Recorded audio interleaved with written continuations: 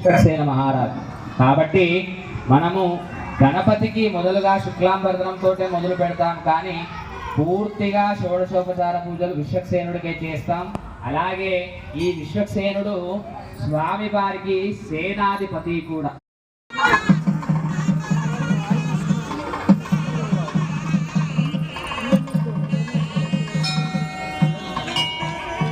కంకణ ధారణ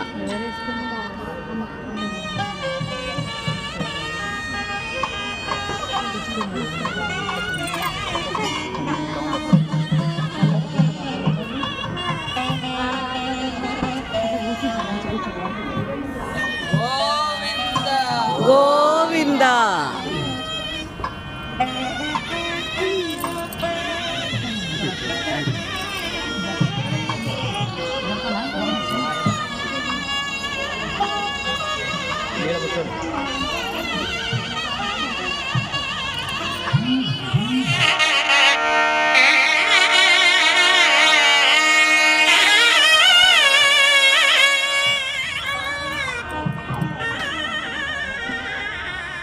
దశరథుల వారు సీతారామ కళ్యాణార్థం విచ్చేస్తారు.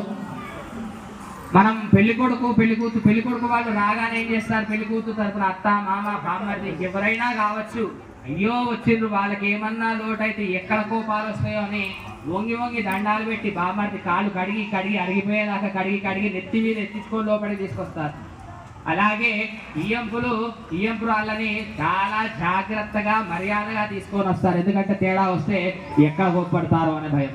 ఇక్కడ విచిత్రం చూడండి, అంతటి దశరథ మహారాజు ఎన్నో యాగాలు యజ్ఞాలు చేసిన అంతటి వేద పండితుడు దశరథుల వారు వచ్చి జనక మహారాజు వారికి నమస్కారం పెడతారు. అడుగుతారంట జనక మహారాజు వారు, అయ్యా ఇదేంది మగ పెళ్లి వారు మీరు?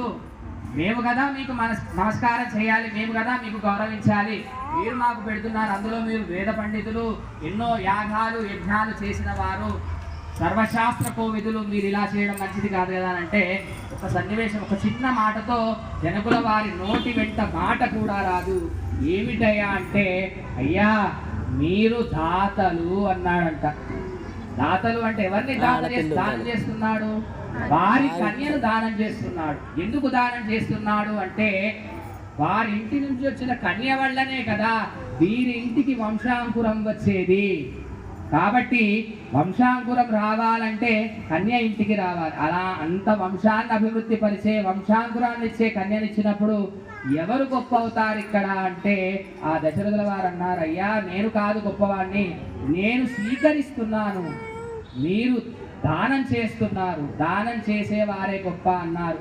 కాబట్టి ఆడపిల్ల వాళ్ళు కన్యాదానం చేసే అవకాశం రావడం చాలా అదృష్టం. అందులో ఇలాంటి దేవతా కళ్యాణం వల్ల ఆ జంట గత 10 సంవత్సరాలుగా కళ్యాణ మండపం పూర్తిగా వారి భుజ స్కంధాల పీదన వేసుకొని అలంకరణ చేస్తున్నారు. నేడు ఈ కళ్యాణ మండపం ఇంత అందంగా అలంకరించబడింది అంటే దానికి కారణం శ్రీమతి శ్రీ ఆసిని యాదవ్ గారు, పద్మావతి గారు. వారికి ఆ స్వామి వారి కృప ఎల్లప్పుడూ ఉండాలని కోరుకుంటూ, ఒకసారి నిలబడండి, వారికి ఎల్లప్పుడూ ఆ స్వామి వారి కృపా కటాక్షాలు అందాలని కోరుకుంటూ ఒకసారి శ్రీరామచంద్ర స్వామి నామధేయ. మరి అమ్మవారి గోత్రము తీసుకునే వాళ్ళు చెప్పారు, ఎవరైతే ఇచ్చే వాళ్ళు ఉన్నారో వారి గోత్రం కూడా గౌతమస గోత్రోద్భవస్య గోత్రవతి సీతాదేవి నామధేయస్య గంగా బాలుకూపి సప్త ఋషి మండల పర్యంతం కృతారోషదర్శ సహస్ర సావనే ఏకైక భాలూక పకర్షమేణ సర్వారస్య పకర్షణ సంమిత కాలే బ్రహ్మలోకే నివాసం సిద్ధ్యర్థం తిలై సూర్యమండల పర్యంతం యవై చంద్రమండల పర్యంతం మాషై ధ్రువమండల పర్యంతం పంచాశద్గభ్యూతి గణనాస మధ్యమదేశే వృషలోమభీర్ నక్షత్ర మండలే పర్యంతం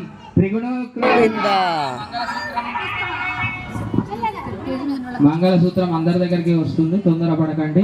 ముందు కళ్యాణ దంపతులు, తర్వాత మీ దగ్గరికే వస్తుంది, తొందరపడకండి. ఎవరు దయచేసి ముందుకు రావద్దు. శ్రీరామచంద్రుడు కారణాయ. మరెందుకు పుట్టాడు ఆ రామచంద్రుడు అంటే లోక సంరక్షణాయ, ఈ లోకాన్ని కాపాడటానికి పుట్టినవాడు. వాసిష్ఠ గోత్రోద్భవస్యుడు, ఇక్ష్వాకుల వంశానికి చెందినవాడు ఉంది అని. అందుకే మనం ఎన్ని పూజా సామాన్లు ఎంత పకడ్బందీగా పెట్టుకున్నా ఏదో ఒక లోటు అవుతుంది. ఆ లోటు కోసం కొంత సమయం వేస్ట్ అవుతుంది. అంటే స్వామి పరీక్షిస్తాడు. వీరిని మీ కన్నులారా చూసుకొని ఒక్కసారి ఆయనకు చప్పట్లతో ఆహ్వానం పలుకుతాం. ఆ ఇద్దరికి మండపం మీదికి ఒకసారి అందరూ కూడా జై బోల్ రామచంద్ర భగవానికి జై. గోవింద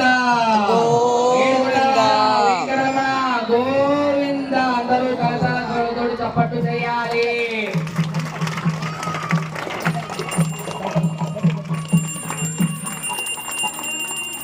ఆంటీని పట్టుకో.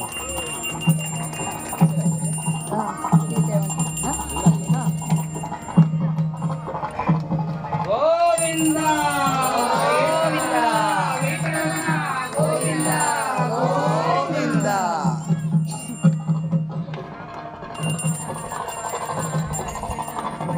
గోవింద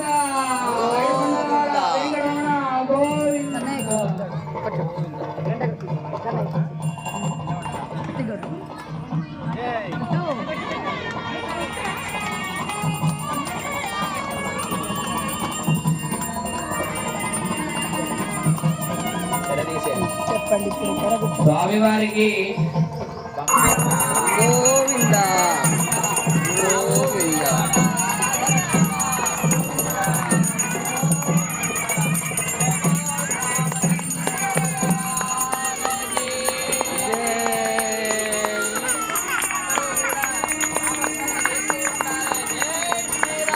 జై శ్రీరామ్ జై శ్రీరామ్ జై శ్రీరామ్.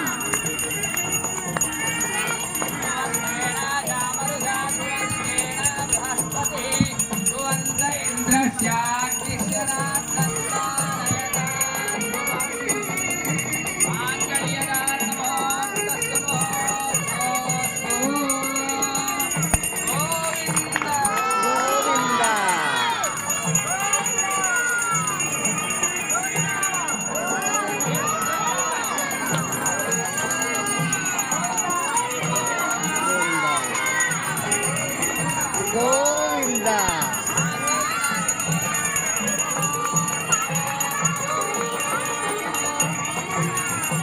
మాంగళ్యం నందునానే మామ జీవన హేతునా కంఠే భద్రావి సుభగే కంఠే వరదస్యదాం మాంగళ్యధారణ ముహూర్తస్తు ముహూర్తస్తు.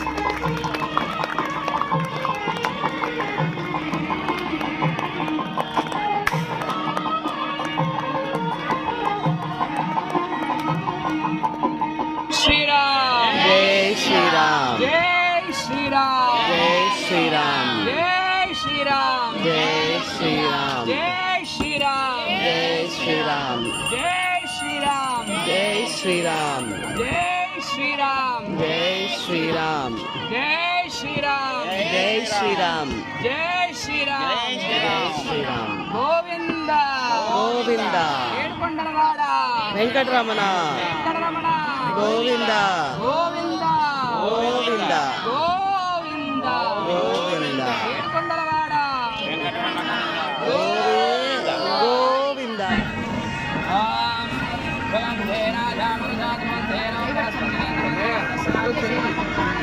పట్టుకో.